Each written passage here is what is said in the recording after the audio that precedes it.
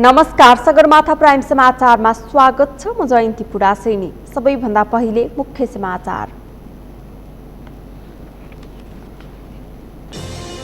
महाधिवेशनको नयाँ मिति तोक्न कांग्रेसमा छलफल सुरु। पौडेल पक्षले महाधिवेशन भाड्न खोजेको संस्थापन पक्षीय जिल्ला सभापतिहरूको आरोप। सरकारले जारी गरेको श्वेत पत्र तथ्यहीन भएको एमाले नेता पौडेलको आरोप। कुनै गल्ती भए कठघरामा उभिने अर्थमन्त्री शर्माको चुनौती। नवलपरासीको महेशपुर भन्सार स्तर उन्नति भएको 3 वर्ष बित्दा पनि पूर्वाधार निर्माण हुन सकेन। आयात निर्यातमा समस्या। भारतको हिमाञ्चलमा पहिरोमा पुरिएर 10 जनाको मृत्यु, 14 जनाको उद्धार। अझै केही मानिसहरू पहिरोमा फँसेको आशंका। र UEFA सुपरकपको उपाधि चेल्सीले जित्यो। पेनाल्टी सुटआउटमा भिल्लारियल पराजित।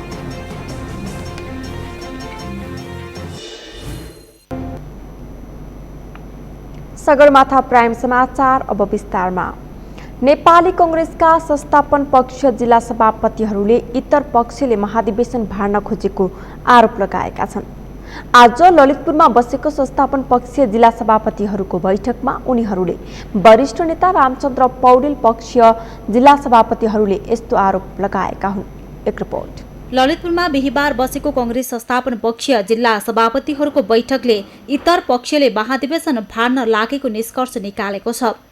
बैठकपछि संस्थापन पक्षका कञ्चनपुर जिल्ला सभापति हरिप्रसाद बोहराले 14औं महाधिवेशनलाई फोकस गरेर छलफल भएको बताए। उनले महाधिवेशनको समय सकिन लागेको जनाउँदै 10-12 दिनमै महाधिवेशन सिद्ध्याउन सकिने बताए। 14औं महाधिवेशनलाई नै फोकस गर्ने, किनभने महाधिवेशनको समय हाम्रो सिद्धिन लागेको अवस्था र हामीले महाधिवेशन 10-12 दिनमा सिद्ध्याउन सक्छौँ। यदि कांग्रेसको क्रियाशील विवाद सिद्धियो भने हामी 10-12 दिन समय 15 दिनमै हामी महाधिवेशन सिद्ध्याउन सक्ने भएको कारणले हामीसँग समय छँदैछ। अझै पनि हामीले छिटोभन्दा छिटो महाधिवेशनको प्रक्रिया अगाडि बढाउनुपर्छ र महाधिवेशन गर्नुपर्छ भन्ने विषयलाई नै फोकस गरेका छौँ। सप्तरी सभापति दिनेश यादवले कांग्रेसले सप्तरी र बारा जिल्लालाई पनि नयाँ क्रियाशील सदस्यता दिनुपर्ने माग राखेको बताए। त्यो बैठकको अर्थ हाम्रो के हो भने कि देशभरि छानबिन समिति गठन गर्यो, क्रियाशील छानबिन समिति। अहिले दुईटा अरू केही वाडाहरू भन्छ सप्तरी जस्तो महत्त्वपूर्ण जिल्ला र बारा जस्तो महत्त्वपूर्ण जिल्लालाई क्रियाशीलबाट नयाँ क्रियाशीलबाट वञ्चित गर्ने षड्यन्त्र गरेको छ। त्यो सम्बन्धमा हामीले त्यो हाम्रो सभापतिको भेलाले एउटा कुरा हामीले सप्तरी र बाराको फाइल नयाँ क्रियाशीलको फाइल दिनुपर्छ भन्ने हामीले एकमतले आवाज उठाएका। नेपाली कांग्रेस दोलखाका सभापति रुद्रबहादुर खड्काले कांग्रेसको 14औं महाधिवेशनलाई विधि सम्मत, संविधान सम्मत र छिटो सम्पन्न गर्नुपर्ने बारेमा छलफल गर्नुपर्ने बताए। उनले बारा र सप्तरी जिल्लाका केही ओडाहरूमा क्रियाशील सदस्यताको विषयलाई लिएर महाधिवेशन अल्मल्याइएको आरोप लगाए। यो अधिवेशनलाई चाहिँ अब विधि सम्मत, संविधान सम्मत छिटो सम्पन्न गर्नुपर्छ भन्ने ध्येयका साथ हामी हिजोदेखि छलफलमा छौँ। हामीले यिनै सुझावहरूको साथ हामीले केही बुदाहरू पनि हामीले बनाइरहेका छौँ र हामी त्यो सार्वजनिक पनि गर्दैछौँ। र मुख्य कुरा अब अहिले जुन किसिमको भ्रमहरू छ क्रियाशीलकोलाई अल्मल्याएर जुन विशेष महाधिवेशनमा लैजाने भन्ने जुन भ्रमहरू छ यो भ्रममा रहनु हुँदैन भन्ने नै हाम्रो भेलाको निष्कर्ष हो।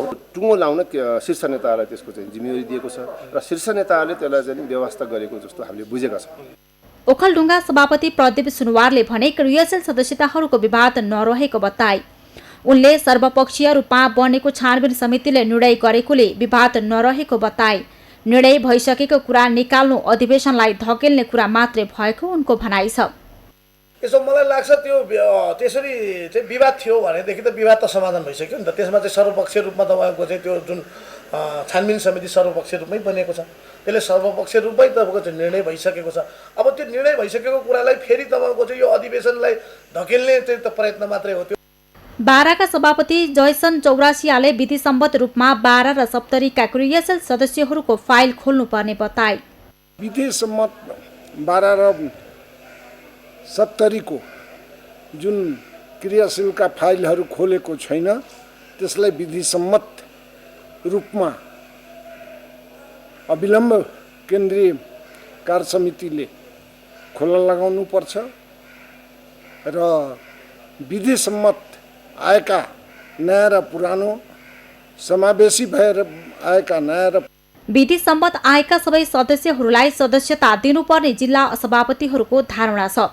मुलुकको ठूलो प्रजातान्त्रिक दल कांग्रेसले आफ्नै दलको वैधानिकता गुम्न सक्ने खतराबाट पार्टीलाई जोगाउन जुनसुकै अवस्थामा तत्काल महाधिवेशन गर्न जरुरी छ। नेकपा एमालेका नेता तथा पूर्व अर्थमन्त्री विष्णुप्रसाद पौडेलले अर्थमन्त्री जनार्दन शर्माले जारी गरेको श्वेतपत्रमा तथ्य एकातिर र निष्कर्ष अर्कोतिर भएको आरोप लगाएका छन्। अघिल्लो सरकारको आलोचनाको रूपमा आएको भन्दै नेता पौडेलले श्वेतपत्रको आलोचना गरेका हुन्। एक रिपोर्ट। बिहिबार प्रतिनिधि सभाको विशेष समयमा पूर्व अर्थमन्त्री तथा नेकपा एमालेका नेता विष्णुप्रसाद पौडेलले श्वेतपत्र अघिल्लो सरकारको आलोचनाको रूपमा आएकोले यसमा सत्य तथ्य एकातिर र निष्कर्ष अर्कोतिर भएको आरोप लगाएका छन्। पौडेलले अघिल्लो सरकारको अवधि स्वभावैले आर्थिक प्रगतिको दृष्टिकोणले, विकास निर्माणको दृष्टिकोणले र समृद्धिको दृष्टिकोणले महत्त्वपूर्ण अवधि भएको बताए। उनले 76-77 को समय विश्व अर्थतन्त्र 3.5% ऋणात्मक हुँदा नेपाली अर्थतन्त्र 2% मात्रै ऋणात्मक हुनु सुखद पक्ष रहेको बताए। एमाले नेता पौडेलले कोभिड अवधिको तथ्याङ्कको सहारा लिएर 75-76 को आर्थिक वर्षमा 7% आर्थिक वृद्धि दर हासिल गरेको तथ्यलाई छोप्न खोजेको जिकिर गरे। कोभिड महामारीले विश्व अर्थतन्त्रसँगै नेपाली अर्थतन्त्रलाई पनि गम्भीर र नकारात्मक रूपमा असर पारेको यथार्थलाई व्यवस्था गर्दै 2076-77 मा 2% आर्थिक वृद्धि दर ऋणात्मक भएको उल्लेख गरिएको छ। कोभिड अवधिको तथ्याङ्कको सहारा लिएर 2075-76 मा करिब 7% को आर्थिक वृद्धि दर हासिल भएको तथ्य यथार्थलाई भने छोप्न खोजिएको छ। सभामुख महोदय, अत्यन्त विषम र प्रतिकूल परिस्थितिमा अर्थात् आर्थिक वर्ष 2076-77 मा 2% ऋणात्मक वृद्धि हुन पुगेको यथार्थ हाम्रो सामनेमा छ। तर सभामुख महोदय, त्योभन्दा अघिल्लो आर्थिक वर्षमा अर्थात् आर्थिक वर्ष 2075-76 मा हामीले करिब 7% को आर्थिक वृद्धि दर हासिल गर्न सकेका थियौँ भन्ने त्यो तथ्यलाई बिर्सनु हुँदैन। पौडेलले स्वदेश वा विदेशबाट लिएको सार्वजनिक ऋण चालु खर्चमा लगाउन नपाउने कानुनी व्यवस्था गरेको बताउँदै राजस्वले चालु खर्च धान्ने र विकासको लागि ऋण लिनुपर्ने विशिष्ट अवस्थामा देश रहेको बताए। उनले ऋण नलिने, विकास नगर्ने नभएर ऋण लिने र विकास पनि गर्ने बताए। अघिल्लो सरकारले जिम्मा लिनुभन्दा पहिला पुनर्निर्माणमा 33 अर्ब खर्च भएको थियो। अहिले 4 खर्बभन्दा बेसी खर्च भएको छ। त्यसमध्ये 2 खर्ब ऋण हो। भौतिक पूर्वाधारमा लगानी बढेको छ। हामीले सार्वजनिक ऋण चालु खर्चमा लगाउन नपाउने कानुनी व्यवस्था गरेका छौँ। सभामुख महोदय, यसबीचमा हामीले चाहे स्वदेशबाट लियौँ चाहे विदेशबाट लियौँ, कुनै पनि सार्वजनिक ऋण हामीले चाहिँ चालु खर्चमा लगाउन पाउँदैनौँ, लगाउनु हुँदैन भन्ने हामीले कानुनी बन्दोबस्त गरेका छौँ।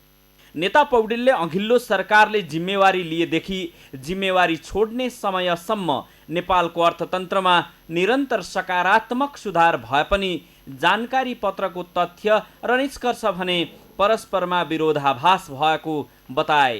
तथ्यले अघिल्लो सरकारले अर्थतन्त्रमा नकारात्मक प्रभाव पारेको बताइएको भन्दै उनले अघिल्लो सरकारले भन्दा लोकप्रिय बजेट प्रस्तुत गर्न चुनौती समेत दिए। हाम्रो जस्तो आर्थिक अवस्था भएको मुलुकमा कोभिड विरुद्ध सम्पूर्ण नेपालीलाई निशुल्क परीक्षण, उपचार र खोपको सुनिश्चितता गर्नु, त्यसका लागि आवश्यक स्रोतको प्रबन्ध गर्नु, शताब्दीकै सबैभन्दा ठुलो जनस्वास्थ्य र आर्थिक चुनौतीको सामना गर्न आवश्यक स्वास्थ्य पूर्वाधार निर्माण, औषधि उपकरणको प्रबन्ध र जनशक्तिको व्यवस्थापन गर्नु चानेचुने कुरा थिएन। सभामुख महोदय, अर्थमन्त्रीज्यूलाई पूर्ववर्ती सरकारको आधारहीन रूपमा आलोचना गर्नका लागि समय बर्बाद गर्ने होइन। कोभिड महामारीको सामना गर्न, अर्थतन्त्रलाई गतिशील बनाउन र भौतिक पूर्वाधार तथा मानवीय विकासको काममा केन्द्रित हुन सुझाव दिन चाहन्छु। नेकपा एमालेको सरकारका सकारात्मक कामहरूप्रति नेकपा एमाले सरकारका सकारात्मक कामहरूप्रति समर्थन गर्नेछ र कमी कमजोरीप्रति खबरदारी गर्नेछ भन्ने पनि म स्पष्ट गर्न चाहन्छु। नेता विष्णु पौडेलले अघिल्लो सरकारले ल्याएको बजेट सबै क्षेत्रले स्वागत गरेको स्मरण गराउँदै त्योभन्दा राम्रो बजेट ल्याएर देखाउन चुनौती समेत दिएका छन्। अर्थमन्त्री जनार्दन शर्माले देशको वर्तमान आर्थिक अवस्थाको श्वेतपत्रमा कुनै आग्रह र पूर्वाग्रह नरहेको स्पष्ट पारेका छन्। आफूले संसदमा प्रस्तुत गरेको श्वेतपत्रमा कुनै आग्रह वा पूर्वाग्रह नभएको जिकिर गर्दै कुनै गल्ती कमजोरी भेटिएर कठघरामा उभिन तयार हुने बताए। एक रिपोर्ट। बिहिबार राष्ट्रिय सभामा देशको वर्तमान आर्थिक अवस्थाको जानकारीपछि सांसदहरूका प्रश्नको उत्तर दिँदै सभामुख जनार्दन शर्माले देशको वर्तमान आर्थिक अवस्थाको श्वेतपत्रमा कुनै आग्रह र पूर्वाग्रह र डेटामा फरक नरहेको बताए। यदि त्यस्तै भए आफू कठघरामा उभिन तयार रहेको उनले बताए। उनले देशको वर्तमान आर्थिक अवस्थाको श्वेतपत्रमा भएका र गरेका कामसहितको विकासको उल्लेख गरिएको बताए। उनले यसमा कुनै आग्रहको गन्ध नभेटिने पनि प्रष्ट पारे। 73-74 देखि यहाँसम्मका सबै प्रगतिहरू यो प्रगतिको रिपोर्ट हो, यसरी बुझौँ न। माननीय सदस्यज्यूहरूलाई म आग्रह गर्न चाहन्छु, यो प्रगतिको रिपोर्ट के प्रगति भयो त हाम्रो अवस्था के छ अहिलेको आर्थिक अवस्था भनेर जे छ त्यही ऐना प्रस्तुत गरेको हेर्दाखेरि त आफ्नै अनुहार देखिने हो। यो देशको अनुहार हो, देशको अर्थतन्त्रको अनुहार हो, ऐना प्रस्तुत गरिएको। त्यहाँ हेर्दा कतै बाङ्गो टिङ्गो देखिन्छ भने आफ्नै समस्या हुनसक्छ। यो त देशको अनुहार जे छ त्यही, यसमा घटाउन मिल्दैन, थप्न मिल्दैन। जे डेटा छ त्यही प्रस्तुत गर्ने हो, कुनै यहाँ भ्रमको खेती गर्न पनि मिल्दैन। अध्यक्ष महोदय, अर्थमन्त्री शर्माले जिम्मेवार भएर लोकतन्त्रलाई स्वीकार गर्ने भएकोले संसदमा श्वेतपत्र प्रस्तुत गरिएको बताए। यसको निर्णय संसदले गर्ने उनले बताए। बजेटको बारेमा संशोधन, परिमार्जन र प्रतिस्थापन जस्ता कुरा संसदले गर्ने उनले बताएका हुन्। आग्रह र पूर्वाग्रहमा निकट र टाढाको नातामा वा गुट र अर्को नातामा यो सरकारले बजेट विनियोजन नगर्ने स्पष्ट पारे। कुनै आग्रह पूर्वाग्रह छैन। भएका गरेका काम छ, कामको कुरा पनि यही लेखेकै छ। कतिपय सन्दर्भमा ढिला हुँदा अलि बढी क्षति भयो भन्ने कुरा नेपाली जनताले भनेको कुरा हो, मैले भनेको होइन। अर्थमन्त्रीको हैसियतले मात्रै भनेको होइन। समयमा भएन भन्ने कुरा तपाईँ हामी सबैले भनेको, हिजो तपाईँ हामी सबैले भनेको हो, मैले पनि भनेको थिएँ, तपाईँहरूले पनि भन्नुभएको थियो, त्यही कुरा नै भनेको। त्यस कारणले कुनै आग्रहको गन्ध यसमा भेट्नुहुने छैन। भेट्नुभयो भने म फेरि पनि कठघरामा उभिन तयार छु, यो निवेदन गरेँ। अर्थमन्त्री शर्माले राष्ट्रिय गौरवका योजनाहरू निरन्तर रूपमा अघि बढिरहने बताउँदै उनले प्रदेश र पालिकाका अधिकार मिच्ने गरी गरिएका निर्णयमा सुधार गरिने बताए। उनले मानव सूचाङ्क विकसित नभएका कर्णाली प्रदेश नम्बर 2 र सुदूरपश्चिम प्रदेशमा विशेष महत्त्व दिइने बताए। राष्ट्रिय सभाको आजको बैठकको शून्य समयमा सांसदहरूले समसामयिक विषयमा आफ्नो धारणा राखे। सांसदहरूले लिम्पियाधुरा, लिपुलेक, कालापानीको नेपाली भूमि फिर्ता गर्नुपर्ने, भारतले दार्चुनामा एकतर्फी रूपमा निर्माण गरिरहेको मानसरोवर जाने बाटो, सामाजिक सुरक्षा भत्ता हुँदै स्थगित गरिएको कक्षा 12 को परीक्षा लगायतका विषयहरूबारे सरकारको ध्यानाकर्षण गराए। एक रिपोर्ट। राष्ट्रिय सभा सदस्य अनिता देवकोटाले नेपाली कांग्रेसको सरकारले लिम्पियाधुरा, लिपुलेक, कालापानीको नेपाली भूमि फिर्ता गर्न माग गरेकी छन्। बिहिबार राष्ट्रिय सभाको शून्य समयमा उनले विगतको सरकारले लिम्पियाधुरा, लिपुलेक, कालापानीको नेपाली भूमि बारे कूटनीतिक पहल नगरेकोले भूमि फिर्ता हुन नसकेको भन्दै यो सरकारले भूमि फिर्ता गर्नुपर्ने बताएकी हुन्। कालापानी लिपुलेक राष्ट्रिय सहमतिका साथ नक्सा जारी गर्यौँ। विगतको सरकारले कूटनैतिक पहल नगरेका कारण भूमि फिर्ता हुन सकेन। म स्मरण गराउन चाहन्छु, सन् 2015 तत्कालीन प्रधानमन्त्री सुशील कोइरालाले लिपु भन्ज्याङलाई चीन र भारतले व्यापारी नाकाका रूपमा प्रयोग गर्न लागेपछि प्रोटेस्ट नोट पठाएर विरोध जनाउनु भएको थियो। त्यसैले यो सरकार नेपाली काङ्ग्रेसको सरकार हो। लिपुलेक, कालापानी र लिम्पियाधुराको जमिन फिर्ता ल्याउनको लागि कूटनैतिक संवादका माध्यमबाट त्यो सामर्थ्यताका साथ ल्याउन सक्छ भन्ने विश्वासका साथ ल्याउने पहल गरोस् भनेर म हार्दिक अनुरोध गर्न चाहन्छु। राष्ट्रिय सभा सदस्य इन्दु कटरियाले जनताले पाउने सामाजिक सुरक्षा भत्तामा विभेद भएको बताएकी छन्। उनले सामाजिक सुरक्षा भत्ता दिँदा परिवारको आर्थिक सूचक हेरेर भत्ता दिनुपर्ने बताइन्। 70 वर्षदेखि भत्ता दिनु कति वैज्ञानिक हो। त्यसैले सामाजिक सुरक्षा भत्ता दिँदा परिवारको आर्थिक सूचाङ्कको आधार मानेर 60 वर्ष पुगेपछि जब ज्येष्ठ नागरिकको प्रमाणपत्र दिइन्छ त्यस्ता सबैलाई सामाजिक सुरक्षा भत्ताको व्यवस्था गरियोस् भनी अध्यक्ष मार्फत सरकारको ध्यान आकर्षण गराउन चाहन्छु। राष्ट्रिय सभा सदस्य उदय शर्मा पौडेलले पूर्व तयारी बिना राष्ट्रिय परीक्षा बोर्डले कक्षा 12 को परीक्षा स्थगित गरेको बताए। उनले परीक्षा एकाएक स्थगित हुँदा विद्यार्थीहरूको मनोविज्ञानमा असर परेको बताए। पूर्व तयारी बिना राष्ट्रिय परीक्षा बोर्ड कक्षा 12 को परीक्षा स्थगित गरेको छ। जेठ महिनामै हुनुपर्ने परीक्षा कोरोनाकै कारण स्थगित भएको थियो। साउन 31 गतेदेखि सञ्चालन गर्ने परीक्षाको तयारीमा कक्षा 12 का करिब 4 लाख विद्यार्थी रहेका थिए। एकाएक परीक्षा स्थगित हुँदा विद्यार्थीहरू अन्नोलमा परेका छन्। अन्तिम अवस्थामा निर्णायक तहमा बसेका व्यक्तिहरू सिसिएमसी लगायतले कुनै पनि विस्तृत अध्ययन बिना हठास परीक्षा स्थगन गर्नु उचित होइन। हाम्रा यस्ता निर्णयले लाखौं विद्यार्थीको मनोविज्ञानमा के असर पर्छ? सम्बन्धित निकायले यसमा ध्यान दिनुपर्छ कि पर्दैन? राष्ट्रिय सभा सदस्य खिमलाल देवकोटाले नेपाली भूमि दार्चुला हुँदै मानसरोवर जाने बाटो एकतर्फी रूपमा भारतले निर्माण गरिरहँदा पनि केही नबोलेको बारेमा सरकारले जनतालाई उत्तर दिनुपर्ने बताए। माओवादी केन्द्रसँगको चुनावी तालमेल लगायतको कारणले ठुलो दल हुन सकेको एमालेको लागि आगामी चुनावी मुद्दा खासै छैन। बरु उल्टै करिब 2/3 वामपन्थी सहितको जनमतको कदर गर्न नसकेको, पार्टीका वरिष्ठ तथा पुराना नेताहरूको मानमर्दन गरेको, दलाल र नोकरसाहीहरूको पृष्ठपोषण गरेको, रहका प्रमुखलाई सिधै बालुवाटार छिराएको, नेपाली भूमि दार्चुला हुँदै मानसरोवर जाने बाटो एकतर्फी रूपमा भारतले निर्माण गरिरहँदा पनि केही नबोलेको। राष्ट्रिय सभा सदस्य चक्रप्रसाद स्नेहीले डडेलधुरामा हलिया मुक्तहरूले 2076 सालमा दिने भनिएको आवास खरिदको रकम अझै नपाएको भन्दै सरकारको ध्यान आकर्षण गराए। उनले 56 घरधुरीले 3,25,000 पाउने भने पनि 2,25,000 रुपैयाँ मात्र पाएको गुनासो गरे। 76 सालमा प्रत्येक व्यक्तिले जमिन खरिदका निमित्त 2,25,000 का हिसाबले पैसा पाए र तिनले आवास निर्माणका निमित्त जो 3,25,000 हो, तिनी 56 जना छन्। तिनीले अहिलेसम्म पैसा पाएका छैनन्।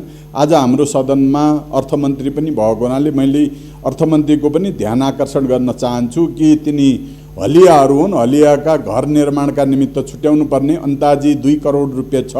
यो यथाशीघ्र छुट्याओस् भनेर अध्यक्ष मार्फत माग गर्दछु। धन्यवाद।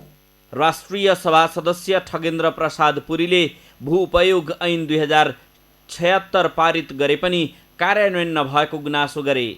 उनले सो ऐनलाई अविलम्ब कार्यान्वयनमा ल्याउन सरकारको ध्यानाकर्षण गराए।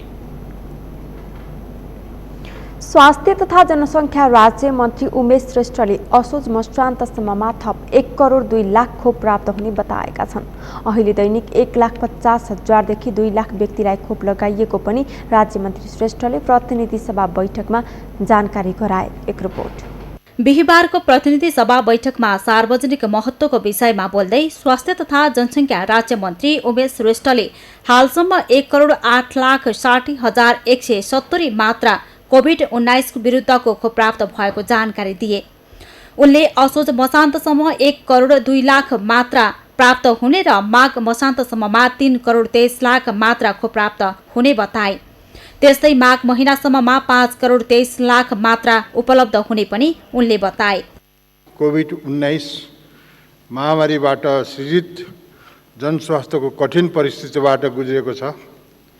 सम्माननीय प्रधानमन्त्री शेरबहादुर देउवाज्यूको प्रतिबद्धता व्यक्त गरे अनुसार नागरिक जीवन रक्षा, महामारी नियन्त्रण, रोकथाम तथा उपचार र खोप निःशुल्क व्यवस्थापनलाई सर्वोच्च प्राथमिकता सरकारले दिएको छ।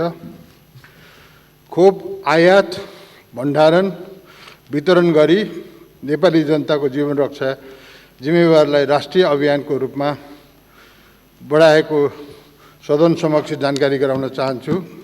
अब यही असोज मसान्तसम्म भुटानबाट प्राप्त समेत 1 करोड 8 लाख प्राप्त हुने सुनिश्चित भएको छ। सुनिश्चित भएअनुसार नेपाली जनतालाई कमसेकम 33% जनतालाई खोप लगाउने कार्यक्रमहरू राखिएको छ। राज्य मन्त्री श्रेष्ठले नेपाली जनतालाई कुल 5 करोड 50 लाख खोप आवश्यक रहेको उल्लेख गर्दै केपी ओली नेतृत्वको सरकारले 97 लाख खोप प्राप्त गरी असार महिनाको अन्तिमसम्ममा 42 लाख खोप जनतालाई उपलब्ध गराइएको बताए।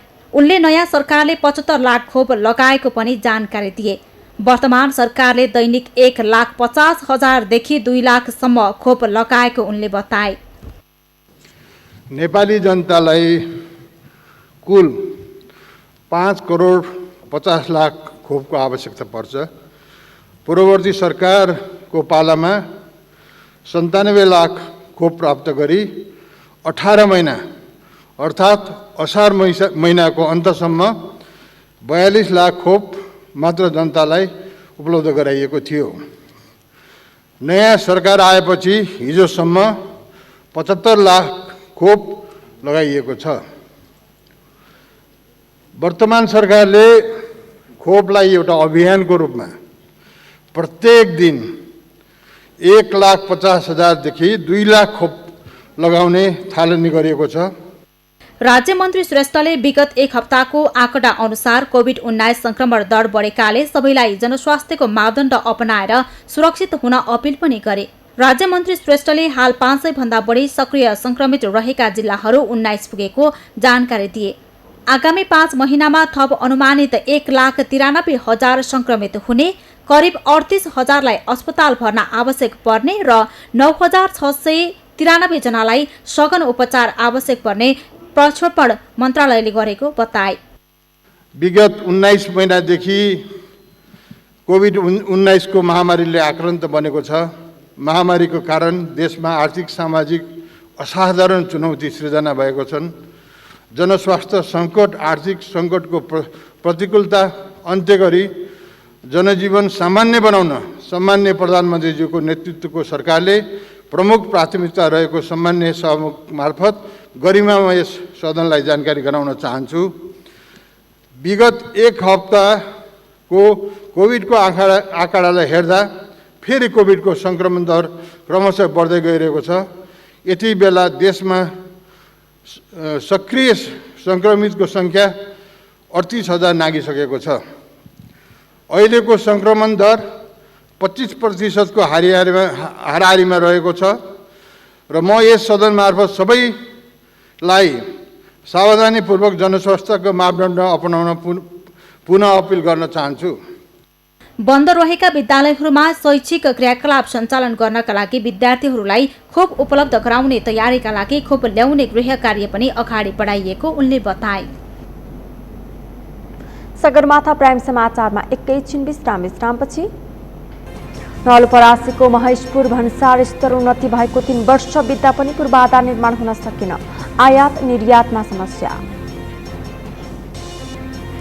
भारतको हिमाञ्चलमा पहिरोमा पुरिएर 10 जनाको मृत्यु, 14 जनाको उद्धार, अझै केही मानिसहरू पहिरोमा फँसेको आशंका। र UEFA सुपरकपको उपाधि चेल्सीले जित्यो, पेनाल्टी सुटआउटमा भिलारियल पराजित।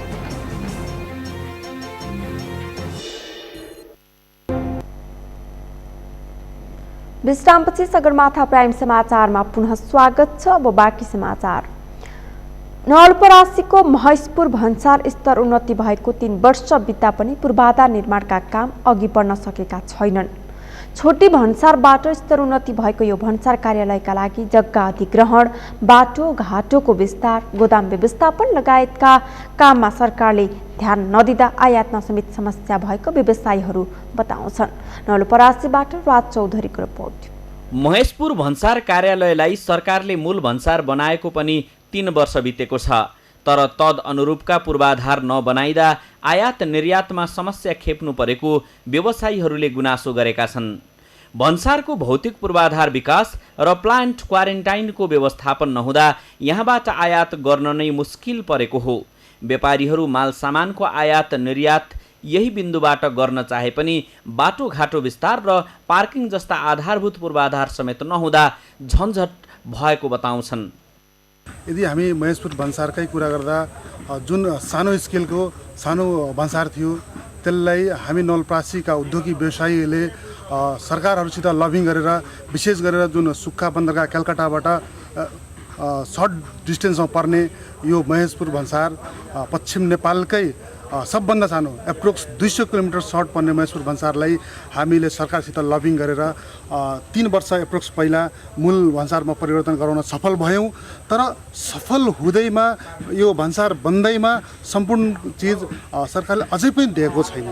त्यहाँ ल्याकिङहरू के देखेको छ भने हामी उद्योगी व्यवसाय निजी क्षेत्रबाट अदर सेक्टरमा रहेका अदर ठाउँमा रहेका उद्योगीहरूले हामीले प्रमोट गरेर तपाईँहरू आउनुहोस् परासीको सेक्टरको लागि विकास गर्नुहोस्, यहाँ मूल भन्सार छ, मूल भन्सारको विकास गर्नुहोस् भनेर विशेष पहलमा हामी ल्यायौँ। तर महेशपुर भन्सार जुन अपेक्षा हाम्रो थियो त्यो अपेक्षामा अपग्रेड सरकारले गरिदिएन।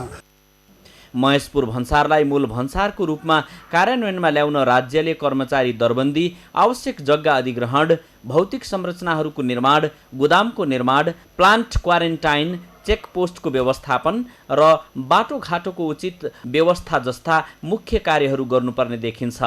तर यसतर्फ सम्बन्धित निकायको ध्यान पुगेको छैन। पूर्वाधार नहुँदा यहाँका व्यापारीहरू समेत भैरवा भन्सारमा निर्भर छन्। होइन सम्बन्धी अब आफ्नो क्षेत्रमा विकास प्रक्रिया अगाडि बढाउनको लागि यहाँको स्थानीय स्तरका व्यापार व्यवसाय यहाँ नलागिकन हुँदैन। यहाँको विकास हुनको लागि त स्थानीय मान्छे लाग्नुपर्छ। स्थानीय मान्छेले पुरा सहयोग सपोर्ट गर्ने हो भने बल्ल हामीले काम गर्न सक्ने हो। मैले गत साल उद्योग वाणिज्य सङ्घले एउटा कार्यक्रम राखेको थियो, मिटिङ राखेको थियो। त्यसमा पनि अब यहाँ बाटाको समस्या यस्तो छ, बाटो अब डबल गाडीहरू हिँड्न नसक्ने अवस्थाको छ, सानो सानो बाटो छ, यहाँ पार्किङ छैन, भौतिक पूर्वाधार भवनहरू पनि यहाँ अफिस सञ्चालन गर्न चाहिने कोठाहरू पनि पुरा छैन। किनभने बनाउन मान्ने भने अफिसको जग्गा छैन, बनाउने ठाउँ छैन। यसैबाट अहिलेसम्म हामीले कार्यालय थामेका मात्रै छौँ कि निर्वाह चलाएका मात्रै छौँ। महेशपुर नाका मूल नाका भए पनि सीमापारीको नाका ठुटीबारी कस्टम सानो नाका रहेको र ठुटीबारी बजारको बाटो पनि साँगुरो भएकोले माल सामानको निकासी पैठारी ढिलो हुनु, भन्सारमा एक्जिम कोड, भन्सार कोडको व्यवस्था नहुने र आवश्यक पूर्वाधारको विकास नभएकोले पनि व्यापारीहरू यस भन्सारमा आउन झन्झट मान्ने गरेका छन्।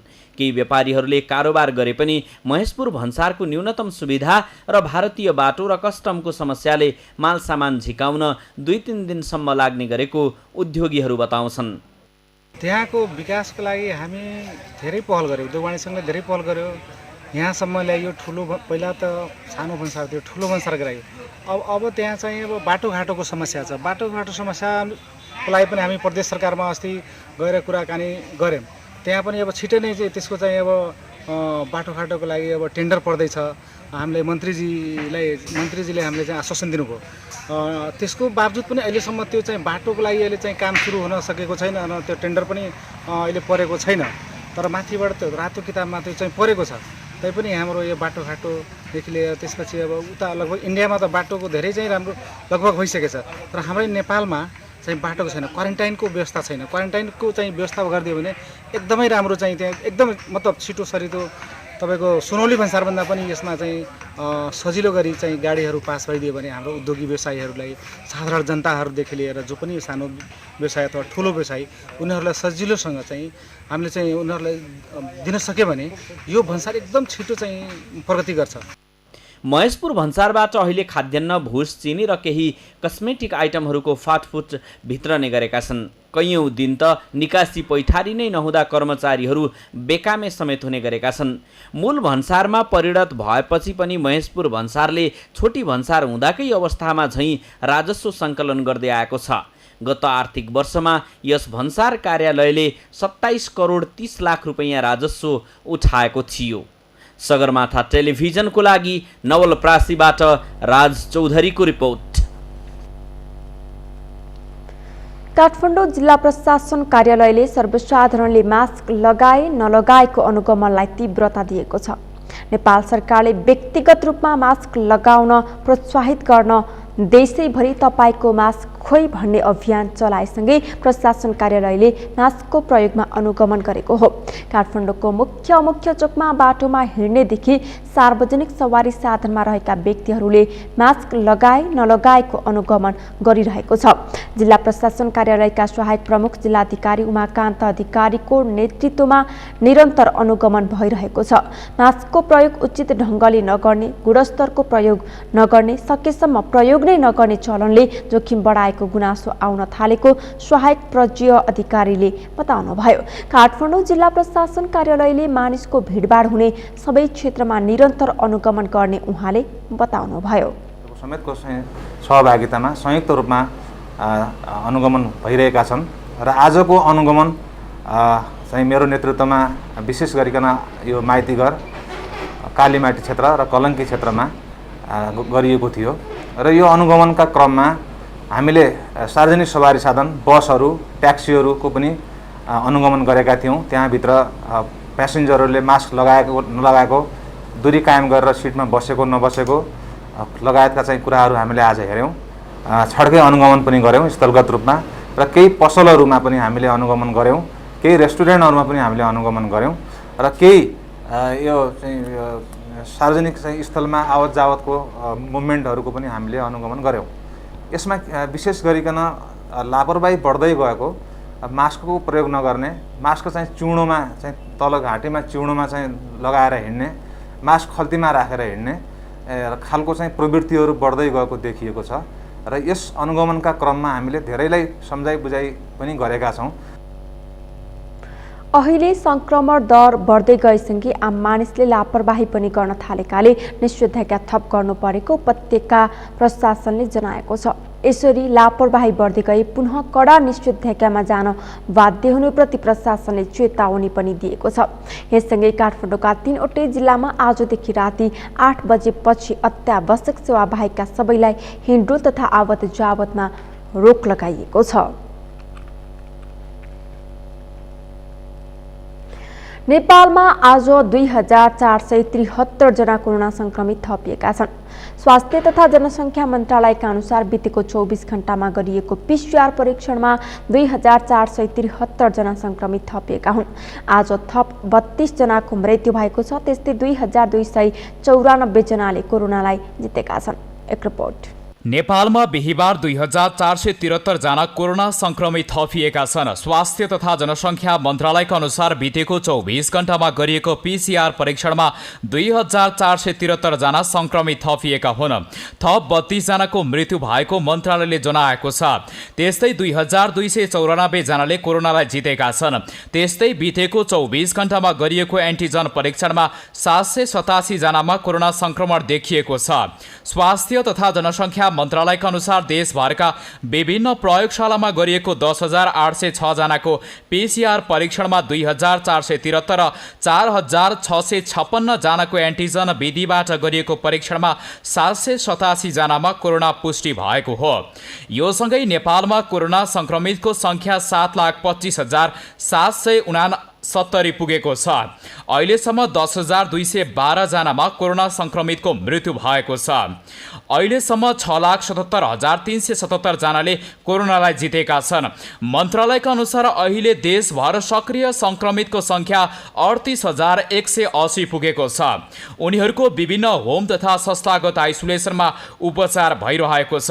यसैबीच विश्वमा कोरोना संक्रमितको संख्या 20,57,03,088 पुगेको छ। अहिलेसम्म 43,41,222 जनाले ज्यान गुमाएका छन्। कोरोना संक्रमित 18,46,88,171 जनाले संक्रमणलाई जितेका छन्।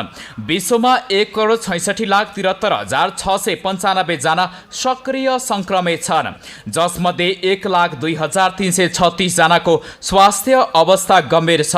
पछिल्लो समयसहित विश्वका देशमा कोरोना संक्रमण तीव्र रूपले बढ्न थालेपछि उच्च स्वास्थ्य सतर्कता अपनाउन आग्रह गरिएको छ। धरान स्थित बीपी कोइराला स्वास्थ्य विज्ञान प्रतिष्ठानमा अख्तियार दुरुपयोग अनुसन्धान आयोगको टोली अनुसन्धानका लागि पुगेको छ। स्वास्थ्य उपकरण खरिद लगायतका विषयमा अनियमितता भएको सार्वजनिक भएपछि अख्तियारको केन्द्रीय कार्यालय र इटहरी कार्यालयको टोली आज प्रतिष्ठानमा अनुसन्धानका लागि पुगेको हो। टोलीले स्थलगत रूपमा देखिएका सबै विषयवस्तु अनुसन्धान गर्ने जनाइएको छ। अख्तियारको टोलीले आवश्यक कागजात पनि अनुसन्धानका लागि ल्याउने भएको छ।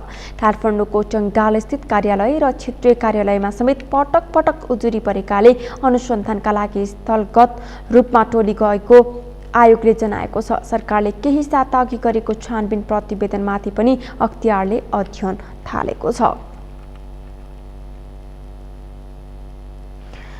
नेपाल स्थित अमेरिकी दूतावासले म्याग्दी जिल्लामा 3 कन्टेनर विपद व्यवस्थापनका सामग्री उपलब्ध गराएको छ। बाढी, पहिरो, कटान, आगोलागी लगायत विपदको अवस्थामा खोज, उद्धार र पीडितको अवस्थालाई बसोबासका लागि अत्यावश्यक सामग्रीहरू उपलब्ध गराइएको हो। सो सामग्री गलेश्वर स्थित सशस्त्र प्रहरीको आश्रित गुल्ममा भण्डारण गरेर राखिएको छ। जिल्ला विपद व्यवस्थापन समितिको निर्णय अनुसार आवश्यकताका आधारमा प्रभावित क्षेत्रमा सामग्री परिचालन गरिने भएको छ। सशस्त्र प्रहरीको गलेश्वर स्थित आश्रित गुल्मका प्रहरी नायब उपरीक्षक हरिबहादुर गुरुङले 300 जनाको लागि पुग्ने सामग्रीहरू प्राप्त भएको बताउनुभयो। खोज, उद्धार, अस्थायी बसोबास, खानेपानी, स्वास्थ्य र सरसफाई सम्बन्धी सामग्रीहरू छन्। पहिलो चरणमा बुधबार अन्नपूर्ण गाउँपालिकाको कोप्चे पानी र धस्के खोरका 15 घर परिवार पहिरो पीडितका लागि गाउँपालिकाका अध्यक्ष ट्याम बहादुर पुनलाई सामग्री हस्तान्तरण गरिएको छ।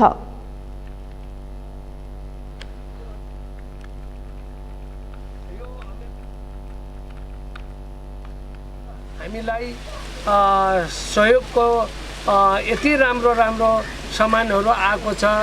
सायद यो सामान त नेपालमा किन्न पनि पाउँदैन र हाम्रा केही साथीहरू भाइहरूले एमसीसीको हतियार हो कि विस्फोटक भन्ने शङ्का गरेर पत्रकार पत्रिकामा नहुनेहरू बोल्यो। तर आज हामी यहाँ हाम्रो सशस्त्र बलका डीएसपी साहब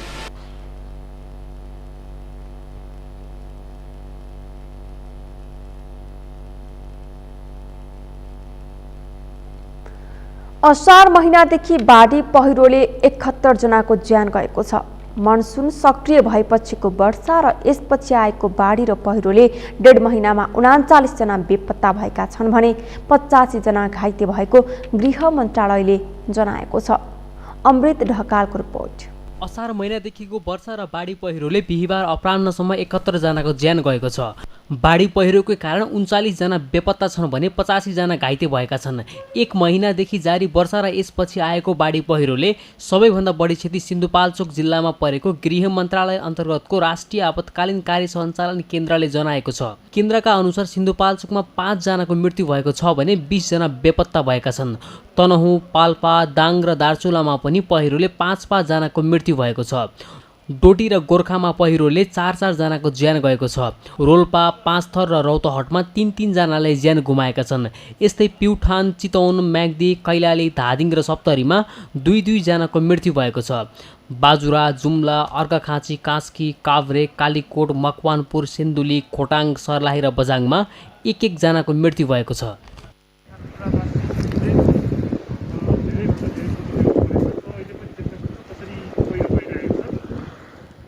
भारी वर्षापछिको बाढी पहिरोले सिन्धुपाल्चोकमा 446 घर पूर्ण रूपमा क्षतिग्रस्त भएका छन्। मनाङमा 59 घर पूर्ण रूपले क्षतिग्रस्त भएका छन् भने 20 वटा घरमाथि आंशिक क्षति पुगेको छ। लमजुङमा पनि 35 घर पूर्ण रूपले क्षतिग्रस्त भएका छन्। कास्कीमा 15 र तनहुँमा 10 घर पूर्ण रूपले क्षतिग्रस्त भएका छन्। केन्द्रका अनुसार बाढी पहिरोले 57 जिल्लाका 693 घर पूर्ण रूपले क्षति भएका छन् भने 162 घरमाथि आंशिक क्षति पुगेको छ। यो रिपोर्ट तयार पार्दासम्म बाढी पहिरोले देशभरका 162 राजमार्गमा क्षति पुर्याएकोमा 9 वटा अझै पनि पूर्ण रूपमा अवरुद्ध अवस्थामा छन् भने 98 वटा सडक एकतर्फी सञ्चालनमा ल्याइएको छ। बाँकी 55 वटा सडक भने पूर्ण रूपमा सञ्चालनमा आएको सडक विभागले जनाएको छ। सगरमाथा टेलिभिजनका लागि अमृत ढकाल, काठमाडौँ। पश्चिम नेपालमा मात्रै बसोबास गर्ने राणा थारू समुदायको परम्परागत तीज पर्वको रौनक छ। विश्वव्यापी रूपमा फैलिएको कोभिड-19 संक्रमणलाई बिर्सदै उनीहरू तीज पर्वमा रमाएका छन्। राणा थारू बस्तीमा डोला हालिएको छ। परम्परागत पोसाकमा सजिएका राणा थारू समुदायका महिला पिङ खेल्दै साउनका परम्परागत गीत गुनगुनाउन सुरु गरेका छन्। कैलालीबाट दिनेश बिष्टको रिपोर्ट। कैलालीको कञ्चनपुरमा मात्रै बसोबास गर्ने राणा समुदायमा अहिले तीजको रौनक छाएको छ। विवाहित छोरी चेली माइती फर्किएका छन्। नेपाली समाज भाषा संस्कृतिले सम्पन्न छ। विभिन्न जात जातिका विभिन्न संस्कृति छन्। राणा थारू समुदायमा तीज अन्य समुदायको तुलनामा निकै फरक गरी मनाइन्छ। 1 महिनासम्म तीज मनाउने यो समुदायमा आँगनमा पिङ गाडेको दिनबाट तीज सुरु हुन्छ। त्यसरी हालिएको पिङलाई डोरी भनिन्छ। पिङ हाल्न महिला दिदीबहिनीहरूलाई दाजुभाइले पनि साथ दिन्छन्। पिङ हाल्न दाजुभाइ दिदीबहिनी मिलेर जंगलबाट बाबिलो काटेर ल्याउँछन् र त्यसलाई बाटेर पिङको लट्ठा बनाइन्छ। यो पर्वले दाजुभाइ दिदीबहिनी बीच आत्मीयता थप प्रगाढ बनाउने विश्वास रहेको छ। हाम्रो राणामा कस्तो कि महिला दिदीबहिनीहरू आज तीजको व्रत बस्छन् हैन, अनि विशेष आफ्नो भाइ दाइहरू खुसी रहोस् भनेर उपलक्ष्यमा बस्छन्। आजको दिनमा विशेष व्रत बस्छन्। यो हाम्रो महिला दिदीबहिनीहरूको लागि विशेष महान पर्व हो, ठुलो चाड हो। आजको दिन चाहिँ नखाएरै बसिन्छ। अन्य समुदाय जस्तै रहनसहन, परम्परा, रीतिरिवाज तथा खानपिन र कला संस्कृतिमा धनी छन् राणा थारूहरू। हिन्दू धर्मावलम्बीहरूले श्रीमानको दीर्घायु तथा कुमारी केटीले महादेव जस्तै वर पाऊँ भनी तीजको व्रत बस्ने धार्मिक मान्यता छ। तर राणा थारूले समुदायमा भने तीजलाई फरक तरिकाले मनाउँछन्। राम्रो वरका लागि र श्रीमानको दीर्घायुका लागि नभएर दाजुभाइको आरोग्यता र दीर्घायुका लागि उनीहरू तीज मनाउँछन्। राणा थारू जातिको महिलाहरूको अझ फेरि फरक छ। यति सुन्दर छ। मैले जब उहाँहरूको बारेमा बुझेँ र उहाँहरूले आफ्नो दाजुभाइको लागि यो तीज बस्ने गर्नुहुन्छ, आफ्ना भाइ भतिजाहरूको लागि यो तीजको व्रत लिने गर्नुहुन्छ। त्यति मात्रै होइन, उहाँहरूको दीर्घायुको कामना गर्नुहुन्छ। उहाँहरूको प्रगति, समुन्नति र दाजुभाइ दिदीबहिनीहरूमा जुन आपसी प्रेमको कुरा छ, त्यो सबै सौहार्दताको कुरालाई अगाडि बढाउने गरेर जुन यो पावन पवित्र व्रत भोकै बसेर अब नदीको जलाशयमा गएर, नदीको किनारमा गएर जुन आराधना गर्ने एउटा अत्यन्त सुन्दर प्रचलन छ। व्रतालु महिला साँझ परेपछि नदी किनारमा गएर पूजा गर्छन्। गड रौदा जातको घाँस वा कुशमा विवाहितले 7 र अविवाहितले 5 गाँठा पारे त्यसको पूजा गर्छन्। पूजा सकिएपछि चाँदीको गहना वा सिक्काले त्यसलाई काट्छन् अनि प्रसादको रूपमा खानाका परिकार राखेर नदीमा बगाउँछन्। राणा समुदायले मनाउने तीजमा स्थानीय जनप्रतिनिधिको पनि सहभागिता हुन्छ। जनप्रतिनिधिले संस्कृति जगेर्ना गर्न सबैको भूमिका महत्त्वपूर्ण हुने बताएका छन्। आज हमारे राणा थारू को संस्कृति सबसे बड़ो त्योहार तीज हम पुरखों से चलो आओ है। दादा भैया के लंबी उम्र के ताही बैठत हैं, कछु ना खाए के, पानी फिर ना खाए के, सांझ के जात हैं नदिया में झुड़की बांधत हैं, झुड़की छिरात हैं, चांदी ले शुद्ध करत हैं। खाने चाहिए सिमही, पकौड़ा, पूरी, कतरा, गुला सब पकाते हैं। कैलाली र कञ्चनपुरमा मात्र यो समुदायको मुख्य बसोबास छ। सरकारले यो समुदायलाई आदिवासी जनजातिमा सूचीकृत गरेको छ। नेपाल राणा थारू समाजका अनुसार यो समुदायको जनसङ्ख्या करिब 3.5 लाख छ। 2 जिल्लामा 134 वटा गाउँमा राणा थारूको बसोबास छ। सगरमाथा टेलिभिजनका लागि कैलालीबाट दिनेश बिष्टको रिपोर्ट। सगरमाथा प्राइम समाचारमा एकैछिन विश्रामपछि भारतको हिमाञ्चलमा पहिरोमा पुरिएर 10 जनाको मृत्यु, 14 जनाको उद्धार, अझै केही मानिसहरू पहिरोमा फँसेको आशंका। र UEFA सुपरकपको उपाधि चेल्सीले जित्यो, पेनाल्टी सुटआउटमा भिलारियल पराजित।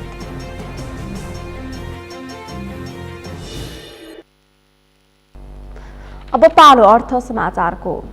अर्थ समाचारका प्रायोजक हो आफ्नो विश्वास हो त्रिशक्ति सिमेन्ट।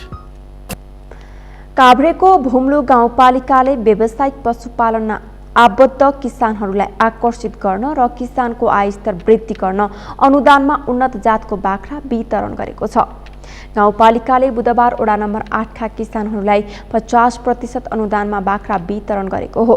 कृषि र पशुपालनमा पालिकाले किसानहरूलाई व्यावसायिक बनाउन र किसानको आय स्तरमा वृद्धि गर्ने उद्देश्यसहित यो कार्यक्रम थालिएको गाउँपालिकाकी उपप्रमुख कल्पना श्रेष्ठले बताउनुभयो। पालिकालाई मासुमा आत्मनिर्भर बनाउन उन्नत जातका बाख्रा वितरण गरिएको उहाँको भनाइ छ। अब पालो खेल समाचारको।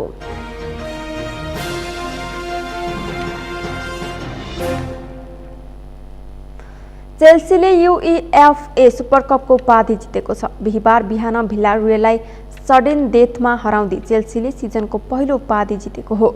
निर्धारित समयको खेल 1-1 गोलको बराबरीमा सकिएपछि निर्णय पेनाल्टी सुटआउटबाट गरिएको थियो। खेलमा अग्रता चेल्सीले 27औं मिनेटमा हाकिम जियाजको गोलबाट लिएको थियो। 73औं मिनेटमा जेरार्ड मोरिनोले गोल गर्दै खेल बराबरीमा ल्याएका थिए। वैकल्पिक खेलाडीको रूपमा मैदान छिरेका किपा अरिजाब्लागाले कप्तान राउल अल्बिओलको प्रहार रोकेपछि वेन्डरसर पार्कमा चेल्सी च्याम्पियन बनेको हो। चेल्सी गत सिजनको च्याम्पियन्स लिग विजेता हो भने भिलारियल युरोपा लिग विजेता हो।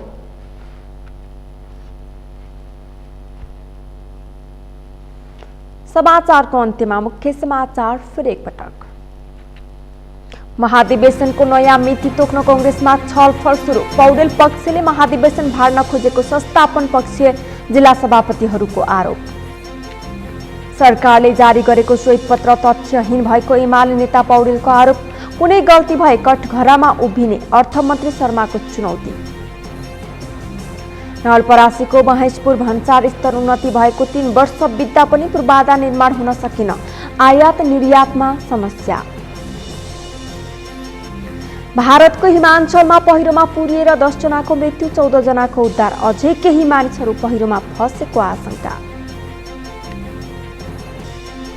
र UEFA सुपरकपको उपाधि चेल्सीले जित्यो। पेनाल्टी सुटआउटमा भिलारियल पराजित।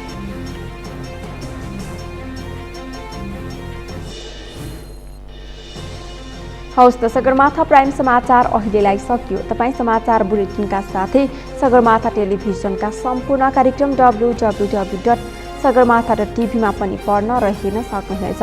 साथै युट्युबमा youtube.com/sagarmatha.tv नेपालमा हेर्न सक्नुहुन्छ। तपाईँ हामीलाई फेसबुकमा पनि facebook.com/stv नेपालमा फलो गर्न सक्नुहुनेछ। समाचारको शिखर नेपालको गौरव नेपालको पहिलो न्युज च्यानल सगरमाथा टेलिभिजन हेर्दै गर्नुहोला।